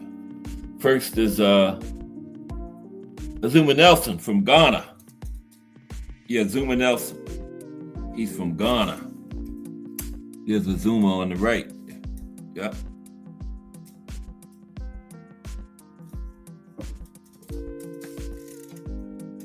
Yes. Yeah, you should, Dre. Once you get caught loading them hand wraps, that should be it for you. Forever. Never to return. Because it's already dangerous enough.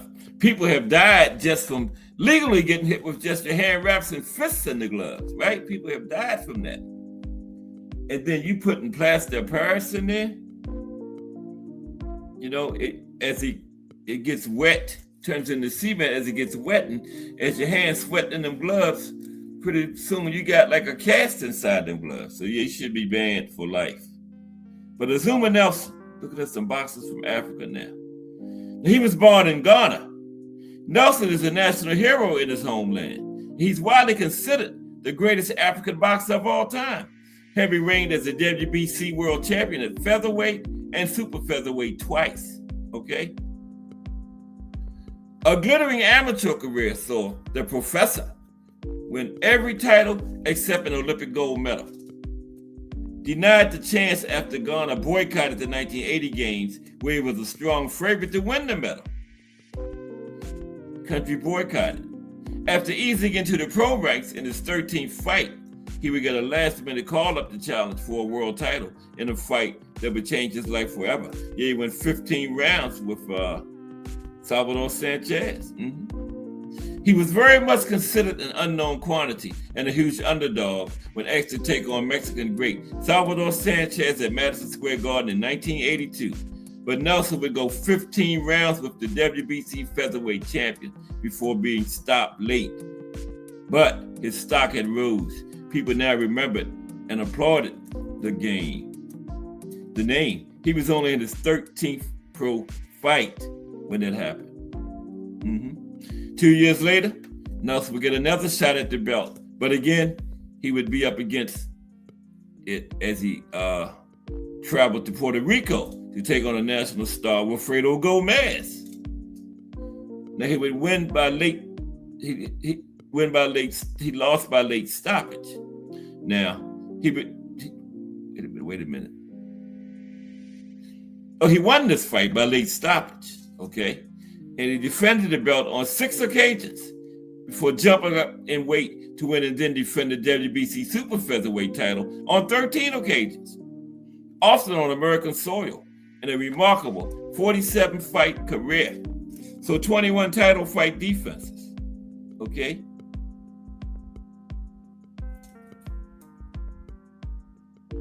"21 title fight defenses for Azuma Nelson in 2 different weight classes.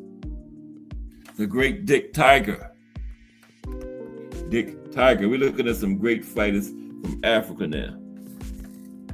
Okay. And Dick Tiger is from, where's he from? Got it written down here. Dick Tiger is from Nigeria.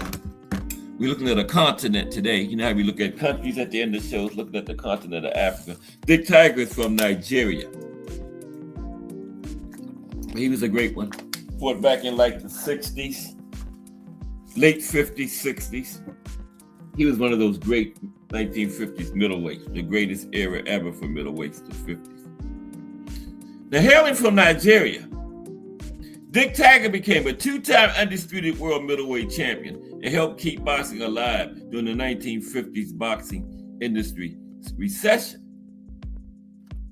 Having exhausted local opposition, the Nigerian emigrated to Liverpool in 1955, but after struggling to come to terms with the British way of life, he again sought refuge and opted to head to New York.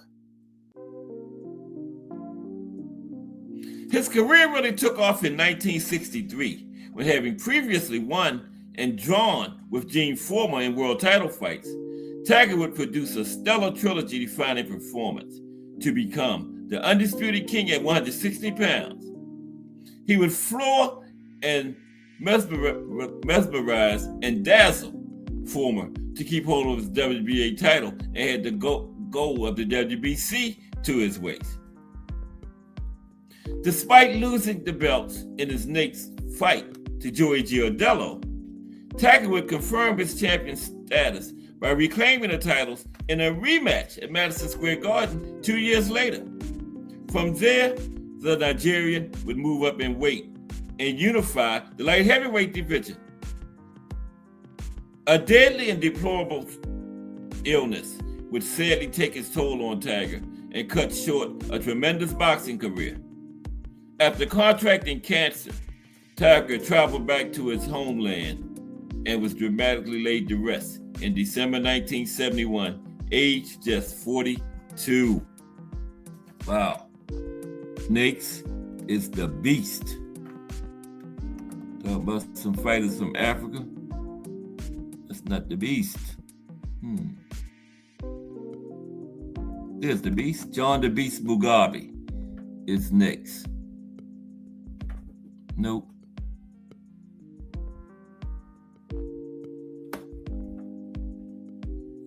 Okay, let's start this over. I done got way out of control here. There's Azuma Nelson, Dick Tiger, John the Beast Mugabe is next. Okay, yeah, there we go. And the Beast is from Uganda. The Beast is from Uganda. John the Beast. Appreciate everybody's support today, too. Just Do Boxing is in the building. What's up, Just Do? We are looking at some fighters from the continent of Africa now, Just coming up in about 10 minutes at 4 o'clock. Salute, Just Do. John the Beast, he's from Nigeria. Yeah, now we usually do countries at the end of the shows. We're doing our entire continent today. But the Beast is from Uganda. He's one of Uganda's greatest sporting exports. Period. Not just boxing, one of the greatest athletes to come out of Uganda. John the Beast Mugabe held the WBC super welterweight title and challenged twice for world titles at middleweight, including the undisputed championship against Marvin Hagler. Came up a little short in that one, but he battled. As an amateur, Mugabe won a silver medal in the welterweight division at the 1980 Summer Olympics, the only medalist for Uganda at the Games. Only medal they won was the Beast. In the pro ranks, ferocious knockout artist Mugabe was part of an exceptionally talented group of fighters during the golden age of the 1980s, which included Marvelous Marvin Hagler, Sugar Ray Leonard, Thomas the Hitman Hearns, Radar Wilfred Benitez, and the Hands of Stone, Roberto Duran, among others. The 80s was on fire. It would be Hagler who would inflict the first loss on Mugabe's career when in 1986, the Ugandan challenged Hagler for the undisputed title at 160 pounds. The pair produced a grueling war, and after a long, tough fight, Hagler won by knockout in the 11th round at Caesar's Palace, Las Vegas. That was a classic breakdown, but it took some breaking down to break the Beast down, man. Wow. The Beast was putting some leather on Hagler, too. Hagler proved he had a beard in that fight because the Beast was landing some heavy leather. I think the Beast was like 25 and over with like 24 knockouts or something like that coming into that fight, right? And the Beast's crowning moment would finally come 3 years later when he defeated Rene Jacquot, who had previously schooled Donald Curry to claim the WBC Super Welterweight title with a first-round knockout. John the Beast Mugabe. Okay, couple more in. Ike Cortez is next.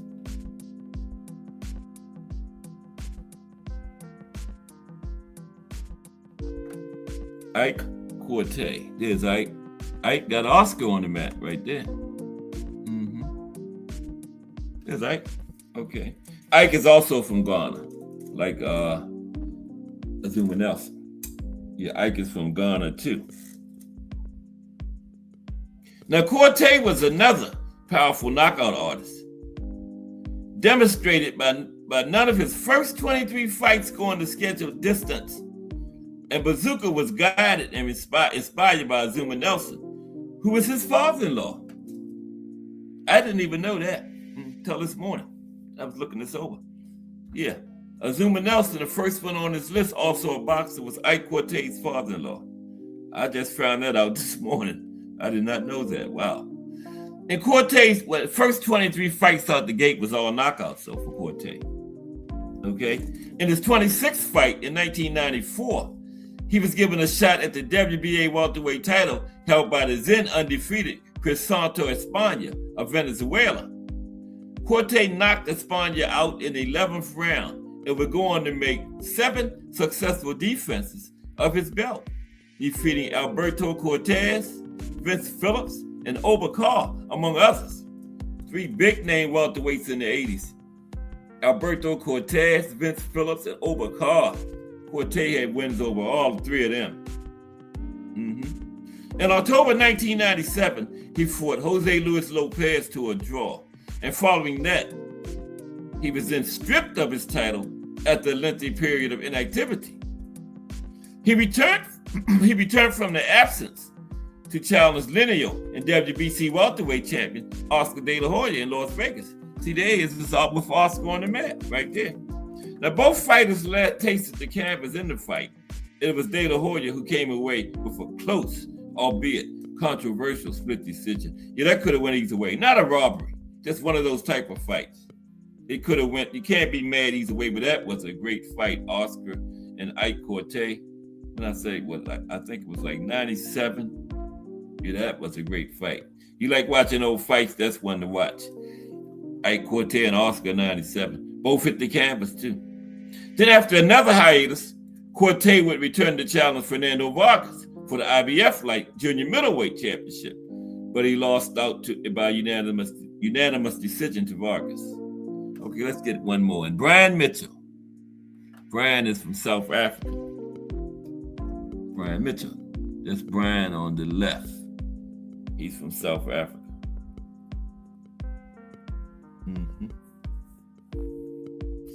Brian Mitchell. Yeah, I got SA by his name. South Africa. Okay. Let's go to Brian.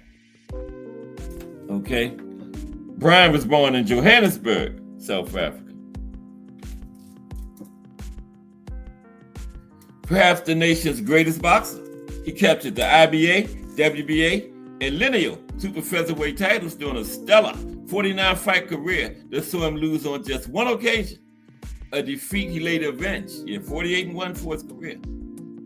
Mitchell was rated as one of the world's best super featherweights from 1986 up to his initial retirement in 1991. And the 12 successful defenses of his WBA title, including a victory over Londoner Jim McDonnell, remain the record in that division to this day. Super featherweight 130, 12 straight. That's the record. Okay, let's get this last one in. Only had 6, so might as well do him. Harry Simon is the last one. Then we got Just Do Boxing coming up next. Unbiased, balanced, giving everybody their just due. Harry Simon. There's Harry with his hands up and raised up. Just got somebody on the mat. And Harry from Namibia over there in Africa. 2-weight world champion, right? 30-0. But Simon always had his share of problems outside the ring. He won the WBO junior middleweight title in 1998 by defeating Winky Wright by a controversial decision, and went on to successfully defend the belt on 4 occasions, including a knockout victory over Kevin Lucy and Wayne Alexander on British shores in 1999 and 2001, respectively. He then captured the WBO middleweight title against Sweden's Armand Krasnick in a 12-round unanimous decision, but injuries sustained in a car crash later that year prevented him from defending the title, and he was consequently stripped. Years of inactivity followed before in 2007, Simon won on his return to boxing when he came back. Harry Simon. Okay, and we're gonna halt it right there. Hope everybody enjoyed a little bit about the sanctioning bodies. They are so confusing because, like I say, they constantly just break their own rules all the time, you know? So, you can't never get a gauge on how they're supposed to work. Now, the IBF, you got to give them credit. They will strip you. The IBF will. But they all corrupt. Got their picks, But the Ring magazine used to be the true champion because they never had sanctioning fees, no promoters involved. They just used to pick the lineal. Whoever was the lineal world champion, the man that beat the man was the Ring magazine champion. But that's then also fell since the founder, Ned Fleischer, passed away in the 70s, and the fella like Oscar got it, and then I think Turkey Al-Sheikh owns it now. I think Turkey Al-Sheikh still owns it. And yeah, it's garbage, like BBO said. Now, it's not nothing like it used to be when you had Ring magazine champions like Henry Armstrong, Jack Dempsey, Joe Louis, Sugar Ray Robinson, Muhammad Ali, Roberto Duran, Canelo, Marvin Hagler, Sugar Ray, Hearns, all them guys, Oscar. The Ring is nothing like that anymore. Okay, but I really appreciate everybody that came through today.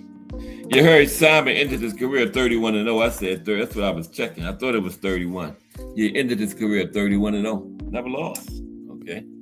But Just Do Boxing, Azim Shabazz, BBO Sports TV, Mike Mazik, Unc Dre Finest. Appreciate you, Unc Dre. Mike Rim, Crush the Legend, and Miss Cass. Appreciate everybody. Support. Thank you very much. Much love. We'll be back Friday. We're going to have a remembrance of Lightning Ray Lampkin because he passed away last week. I think it was the 3rd, last Wednesday. I think, but we'll know for sure Friday. Most famous fight was against Roberto Duran. The one where Roberto Duran put him in the hospital. Then Roberto said, put him in the hospital this time, next time I'm going to put him in the morgue. But Roberto didn't mean that because he went to the hospital and visited the man after the fight. Roberto was just being Roberto. He had to keep that persona as a tough, rough person. So he made that statement, but then went to the hospital and visited the man. So yeah, but we're going to remember him Friday when we return. Monday, Wednesday, and Friday now. Lightning Ray Lampkin Friday. A tribute. Passed away last week. The 3rd, June 3rd, last Wednesday. Yep. Great fighter. From the 70s, one of them lightweights. It's not going to be a long one, so we're going to look at some other lightweights from that era. not named Roberto Duran and Esteban de Jesus. So we looked at them a lot last Friday when I did Duran. Yep. But okay, time for Just Do Boxing to do his thing over there. Let's go support him. Listen to some balanced, high level, knowledgeable boxing talk. And I will catch up with y'all on Friday. But I appreciate y'all 100% for your support. Thank you.